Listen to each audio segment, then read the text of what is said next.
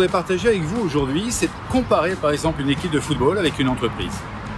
On pourrait dire par exemple devant, il y a les commerciaux, ce sont les attaquants, avec beaucoup d'ego, ceux qui gagnent de l'argent, ceux qui aiment bien se faire voir, qui veulent concrétiser les ventes en marquant des buts. On pourrait considérer qu'au milieu de terrain, il y a les financiers, ceux qui sont dans la stratégie, les comptables, les chefs d'entreprise. Et puis à l'arrière, on pourrait dire qu'il y a vraiment ceux qui bouchent les trous, c'est-à-dire les ouvriers, ceux qui fabriquent, et avec le gardien de but. Donc moi j'aime bien cette comparaison entreprise, équipe de football. Et dans la foulée, il me vient une autre idée que je voulais partager avec vous, c'est que quand vous regardez objectivement l'histoire de la France dans les grandes compétitions, nous n'avons jamais gagné quand le capitaine était autre qu'un milieu de terrain. Les grandes victoires, ça a été quand Rai a été capitaine au Paris Saint-Germain, même s'il se blesse pour la finale.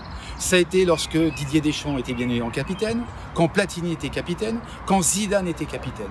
Ce sont les seules fois où nous avons gagné une grande compétition, Marseille y compris. Alors, je ne voulais pas porter la poisse à Didier Deschamps, mais voilà une vraie réflexion. Et d'ailleurs, ce qui n'est pas le cas dans les autres équipes, puisqu'en Italie ou ailleurs, ils ont gagné des Coupes du Monde et des trophées majeurs avec des capitaines gardiens de but ou défenseurs. Mais je trouve que c'est une spécificité très française. Alors, avec Lloris gardien de but, je me pose des questions.